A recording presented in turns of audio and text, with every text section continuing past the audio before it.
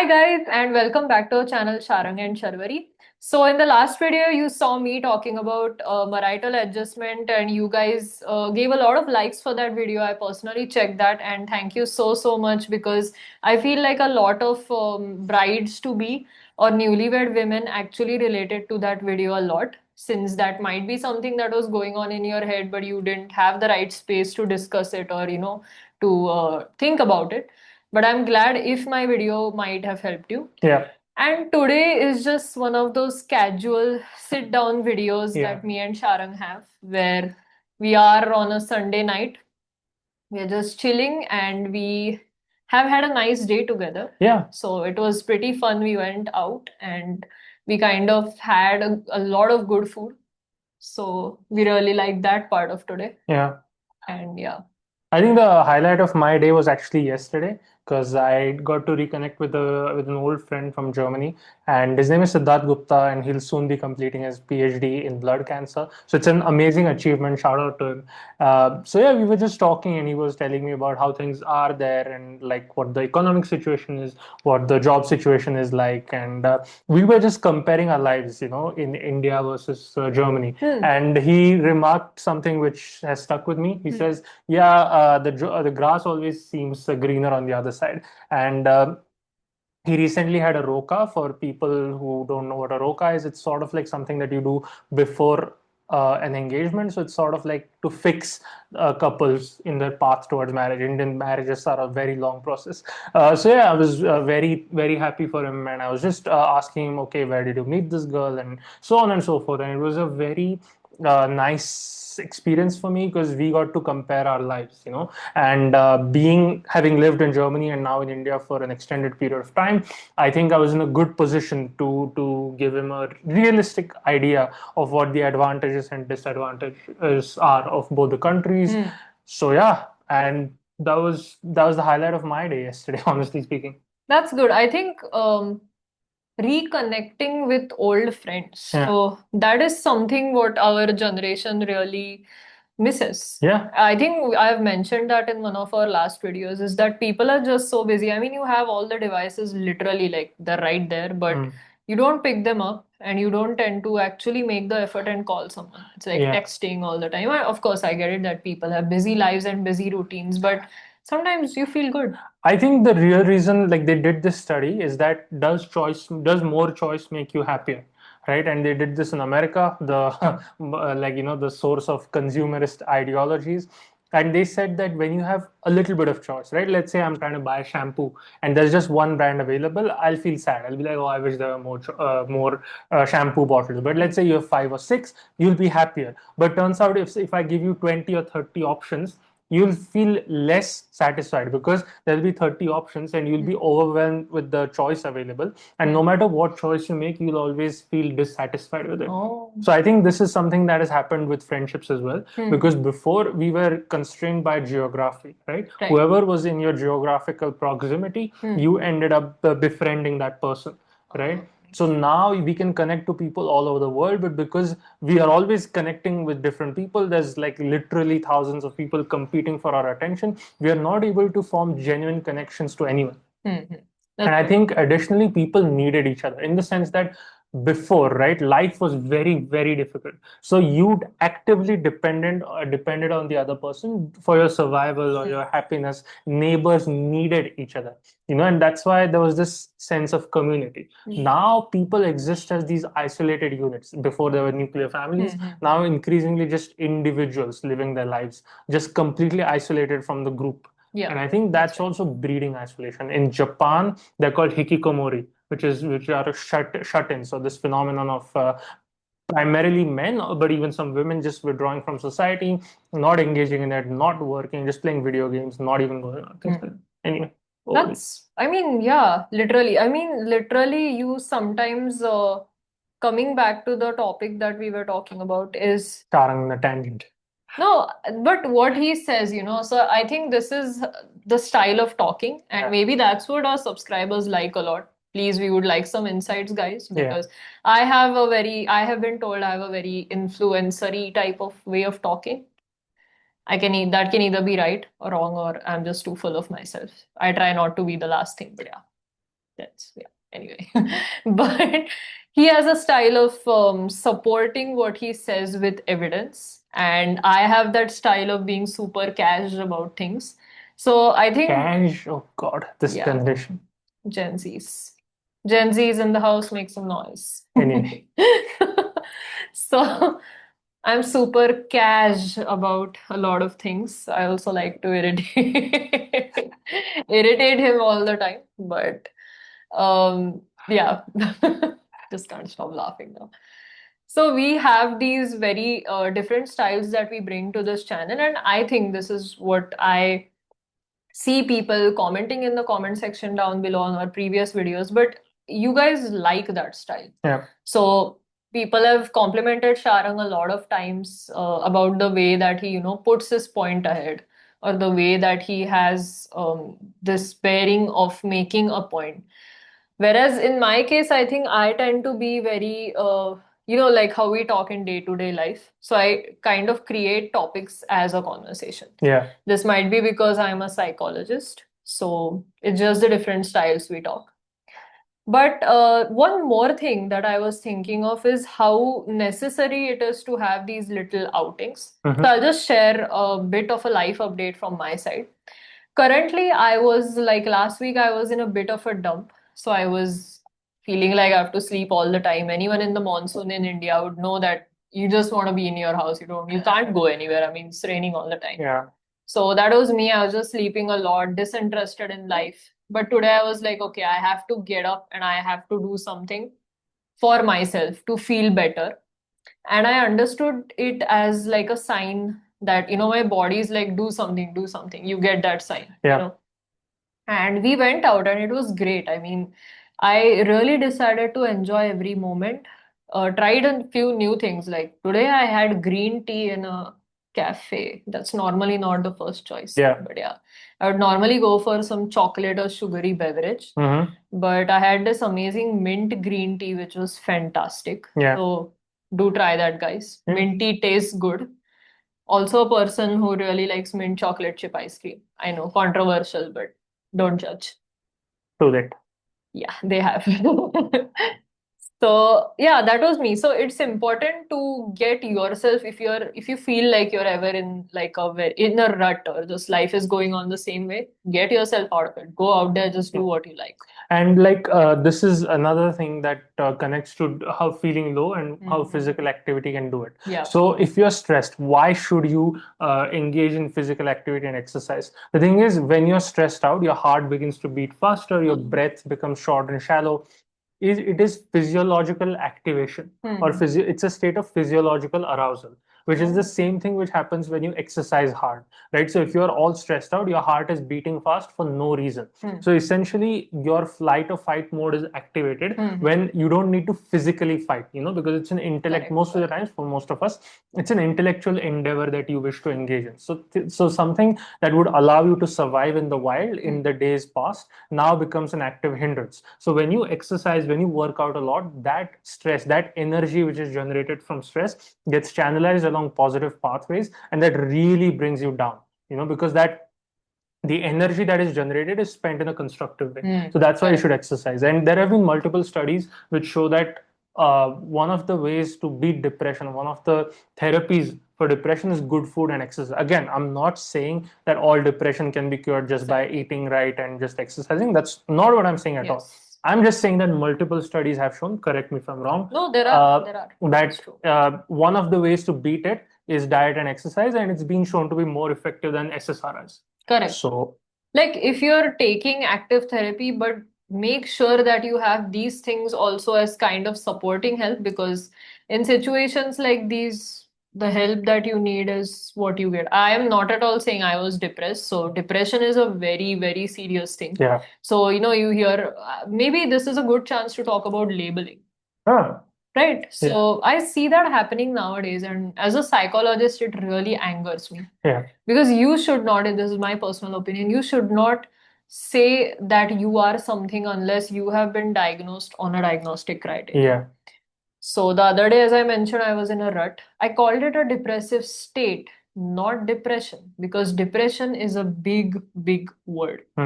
or people casually just throw around labels like that. Yeah. It's horrible. The other day, someone I was talking on the phone with, they're just like, oh, I feel like I have OCD all the time.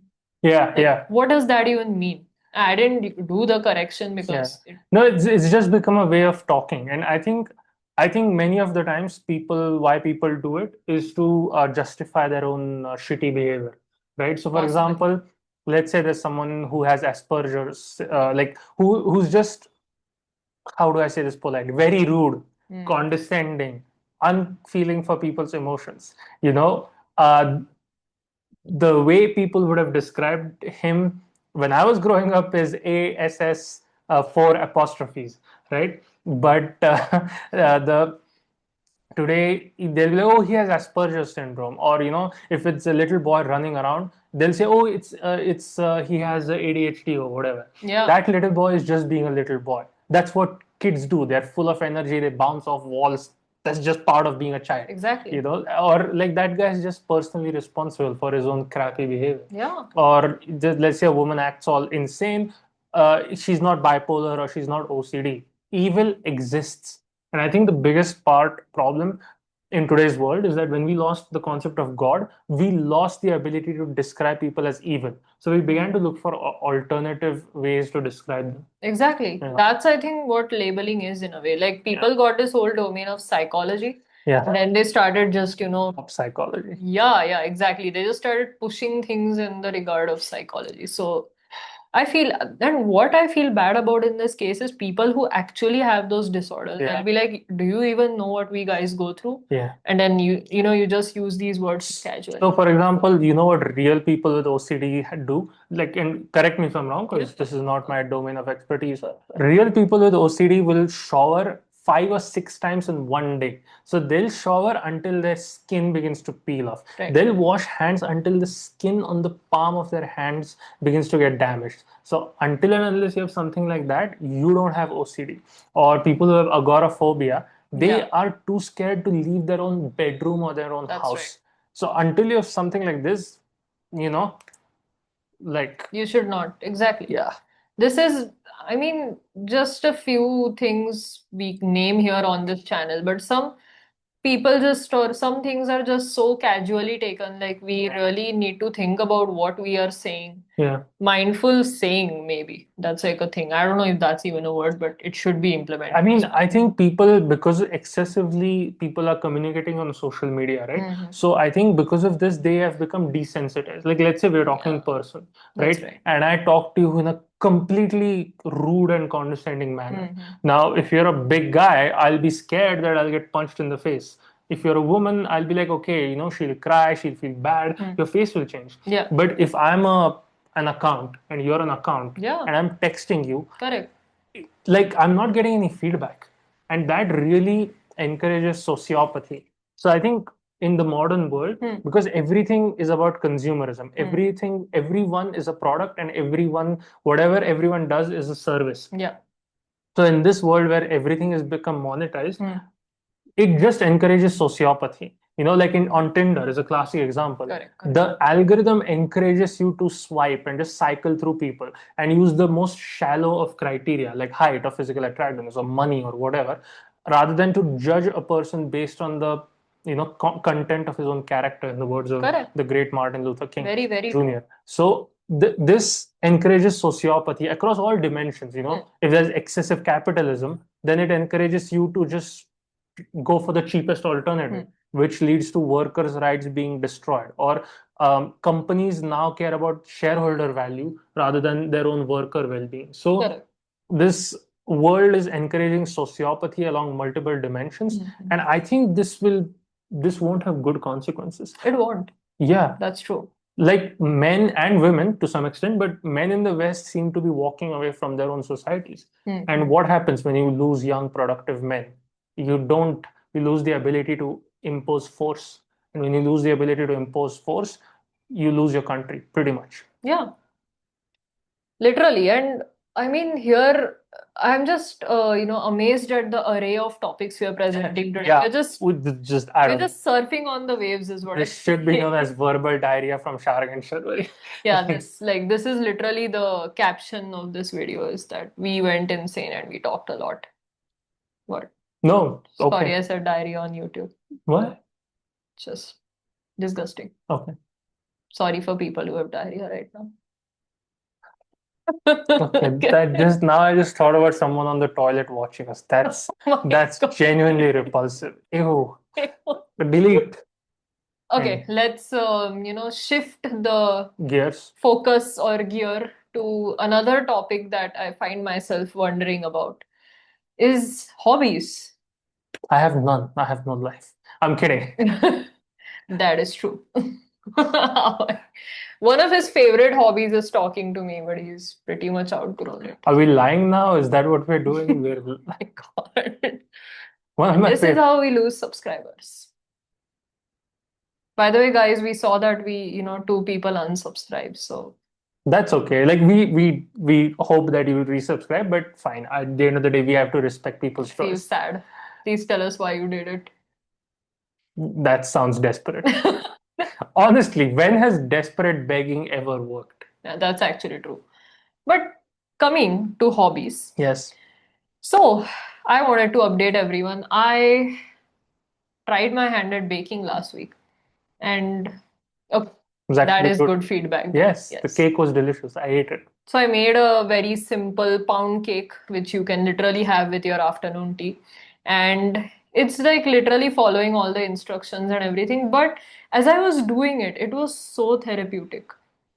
The rut I was feeling in, which I spoke about a while ago, for at least 2 or 3 hours, I was completely engaged in doing something that I liked. And makes me think about the fact that how many of us used to learn things when we were in school or maybe even college, but life just happened and we stopped doing those things. Yeah. Right? Yeah. Like, makes me think about that sometimes. It's sad. Yeah, honestly, I don't relate because when I was a child, I would run away from people and be by myself. And as an adult, that's exactly what I do. Like, as an adult, I have my own bike, so it's easier to get away from humanity and go find a jungle or any kind of green space where I just walk with headphones. So yeah, like Sharang will advertise the fastest bike ever.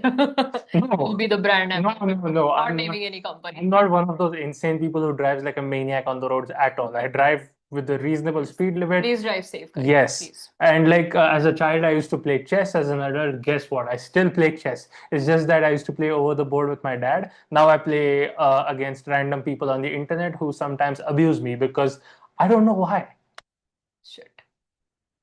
It is what it is. But yeah, so my hobbies, I'm pretty much the same person now. That's actually like that's good, I think, in a way. Because It is what it is. there are, like, as I said, there are many people who let go of their hobbies, or there are many people who are not really, they used to learn guitar or they used to, Ah. learn a dance form. I was one of them. Like, this is a good time to share with our subscribers. I used to learn Kathak, which is a form of Indian classical dance. And it's not done like that, but okay. And I used to learn it for about a good I gave 3 exams. So I was learning for about 7 years of my life. Can you For believe the it? white people watching us, Kathak is like an Indian who stomps his feet and just like twirls around. So if you look at that, you'll be like, okay, is that the TP kind of Indian? Is that the 7-Eleven kind of Indian? You'll be confused, but it is what it is. Oh my God. We are not advertising 7-Eleven, sorry. No, because they won't pay us. If they do, we'll advertise the shit out of it. I don't care. Yeah, I want goodies at my house. I'm always hungry. But yeah, anyway. Okay. So I think this is a good place to end our verbal diarrhea, honestly. Okay, just one point because I just feel like talking to the subscribers a lot. They should know what's going on with us, really. Okay. Because they care. Okay. Because so do I. We have such a big subscriber count, and literally no one cares about our YouTube. Come on.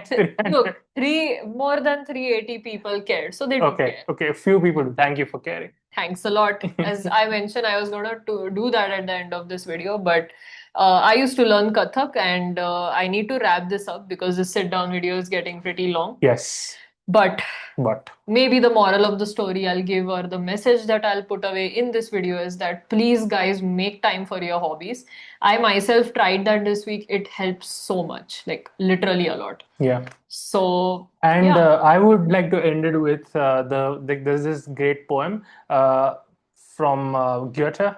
It's in German, and it says one of the lines says "Ja, wer auch nur eine Seele sein nennt auf den Erden rund," which means that he who calls a single soul upon this earth as his own.